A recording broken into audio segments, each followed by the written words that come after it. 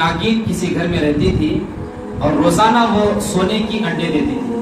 وہ ناگین سونے کے انڈے دیتی تھی. تو جب وہ سونے کے انڈے دیتی تو اس مکان کا جو مالک تھا اس انڈے کی وجہ سے وہ بہت خوش تھا کہ میرے گھر میں ناگین ہے اور انڈا بھی دیتی ہے تو سونے کا انڈا, بہت خوش.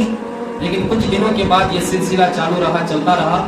تو پھر ہوا یہ کہ وہ ناگن اس شخص کے گھر میں جو گدھا تھا جس سے وہ کام کاج لیا کرتا تھا اس کو ڈس لیتا ہے. تو پھر وہ گدھا مر جاتا ہے. اب جب اس کا گدھا مر گیا تو اسے غصہ آیا, افسوس بھی ہوا کہ میرا گدھا مر گیا. لیکن پھر جب اس کی نظر سونے کی چمک دمک پر گئی تو سوچا کہ ایک گدھا تو کیا, ایک انڈا بیچ کر ہزاروں گدھا خرید سکتا ہوں. اب پھر وہ اپنے گدھے کو بھی بھول گیا. کچھ دنوں کے بعد پھر ایسا ہوا کہ اس کی بکری کو ڈس لیا, اس کی بکری بھی مر گئی. اور پھر افسوس ہوا, غصہ بھی آیا کہ آج اس ناگن کو مار ہی دوں گا. اور جیسے ہی ناگن کو مارنے کے لیے جاتے ہیں تو بل میں پھر سونے کا انڈا ملتا ہے. اور انڈا جو ملا تو پھر اس کی چمک دمک اور اس کی نورانیت اور روشنی دیکھ کر پھر بھول گئے کہ ہزاروں بکریاں آ جائے گی. اب لالچ دیکھو, دھیرے دھیرے ان کے اندر لالچ اور ہرس بڑھتی گئی. اب اتفاق سے ہوا کیا کہ کچھ دنوں کے بعد, بہت دنوں تک کسی کو کوئی نقصان نہیں پہنچایا.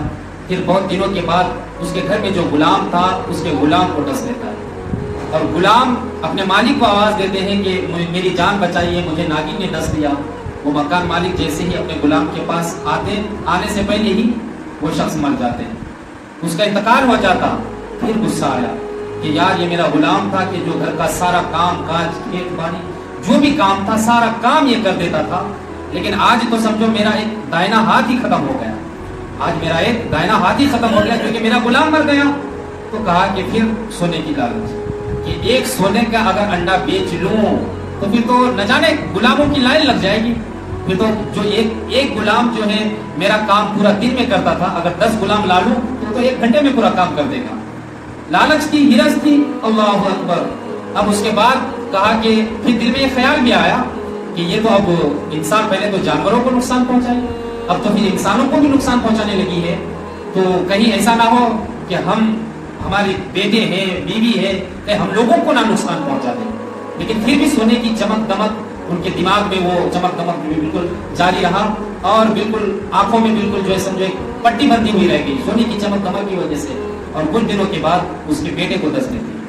وہ ناگن اس کے بیٹے کو ڈس لیتی ہے اور بیٹا بھی فوت ہو جاتا ہے.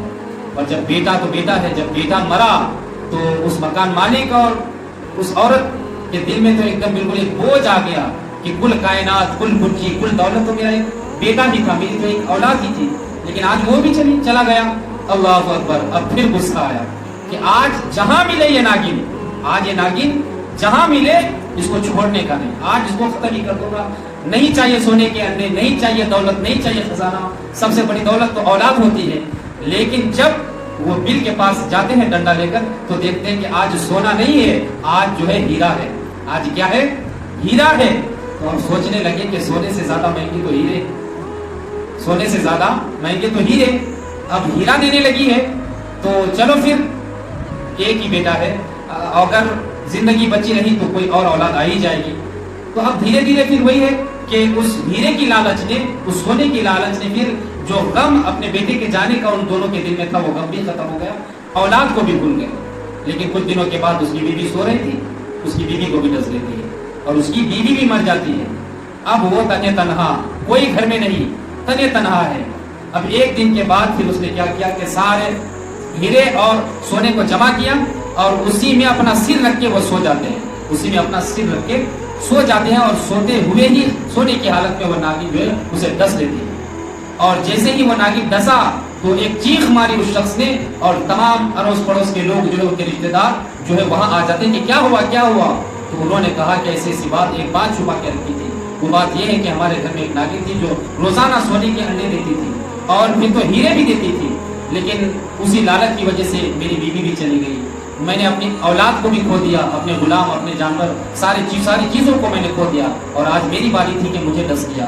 یہ لو جتنے بھی چیزیں ہیں یہ چیزیں تمہاری, یہ دولت تمہاری, یہ تم اپنے پاس رکھ لو. اور بالکل ایک حسرت کی نگاہ سے ان لوگوں کو دیکھتے ہیں اور کہتے ہیں کہ میں نے ان کے ہی لیے سارا کچھ کیا, سارا غم بھی سہ لیا اور بیوی بھی چلی گئی, افسوس نہیں ہوا, بچے بھی چلے گئے, افسوس نہیں ہوا کہ چلو وہ چلے گئے, لیکن دولت تو ہے, دولت تو ہے. لیکن آج دیکھو جب جا رہا ہوں तो मेरे हाथ में कुछ नहीं, ये दौलत तुम्हारे हाथों में, आज ये दौलत तुम्हारे हाथों में, फिर तुम भी जाओगे तो फिर ये दौलत किसी और के हाथों में। तो एक अफसोस के साथ, हसरत के साथ लोगों को देखता है और वो वही मर जाता है। तो दौलत की हिरस और लालच एक ऐसी बीमारी है, ऐसी बीमारी है कि हुजूर सल्लल्लाहु अलैहि वसल्लम ने बिल्कुल मना फरमाया कि खबरदार, अगर तुम दौलत और दुनिया की लालच करोगे तो गोया तुम अपनी आखिरत को बर्बाद कर दोगे। लालच हरगिज़ नहीं करना। एक आबिद शख्स था, नेक शख्स था, जो 5 वक्त नमाज पढ़ा करता था, जो 5 वक्त नमाज पढ़ते थे, वो आबिद शख्स। उसके कान में खबर आई कि फुला गांव में कोई एक दरख्त है कि लोग जो है उस दरख्त की इबादत करते हैं। उस आबिद शख्स को गुस्सा आया कि अल्लाह को छोड़कर उस दरख्त की इबादत करते हैं लोग, और मैं एक हूँ कि एक अल्लाह की इबादत करता हूँ। मैं नेक हूँ और वो लोग इतने बुरे बन गए हैं कि एक दरख्त की इबादत करते हैं। गुस्सा आया, हाथ में कुल्हाड़ी लिया और कुल्हाड़ा लेकर जो है निकल पड़ते हैं उस दरख्त को काटने के लिए। और रास्ते में शैतान खड़े हो जाते हैं और शैतान कहते हैं कि भाई कहाँ? उसने कहा कि ऐसी ऐसी बात है और मैं उस दरख्त को काट दूंगा, और जब काट दूंगा तो फिर लोग किसकी इबादत करेंगे?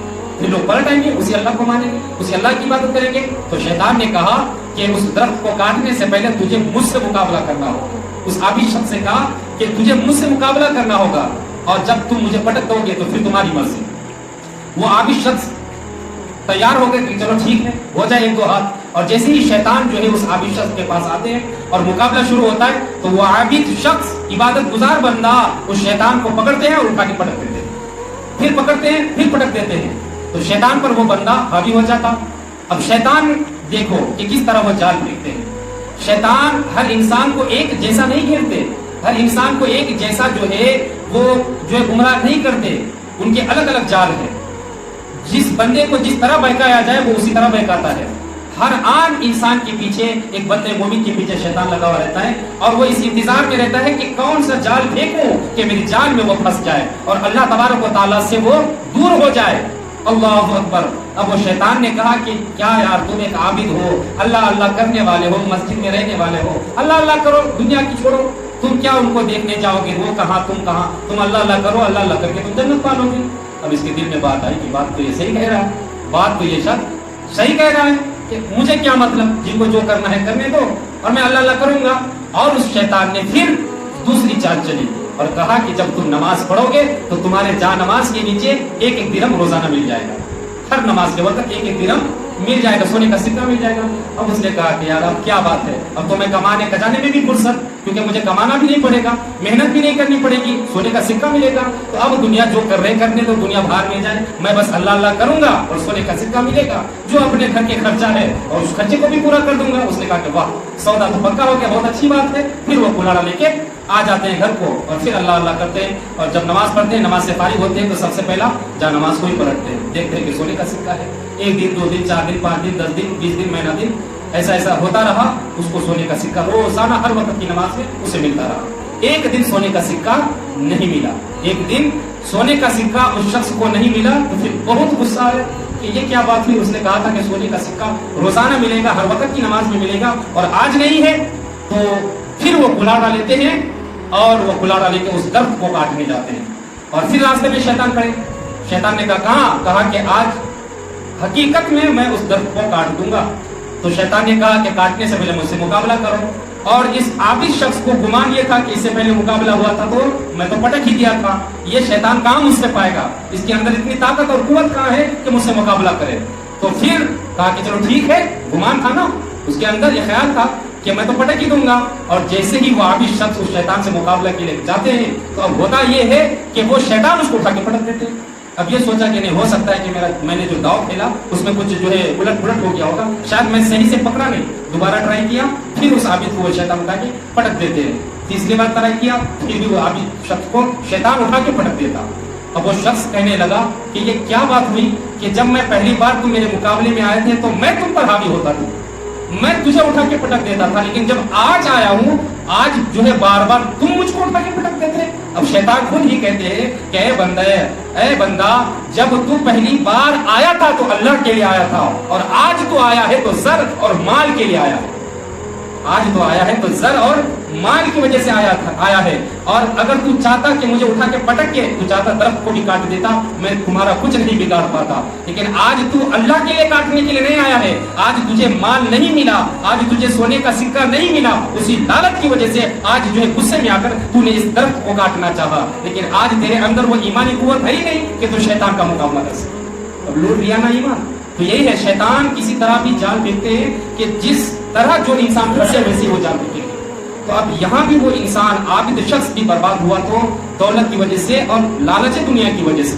दुनिया की मिसाल ऐसी है कि आप दुनिया के पीछे भागेंगे तो ऐसी मिसाल है कि जिस तरह आप अपने साये के पीछे भाग रहे हैं। आप अगर अपने साये के पीछे भागेंगे, साये आपके आगे आगे भागेंगे।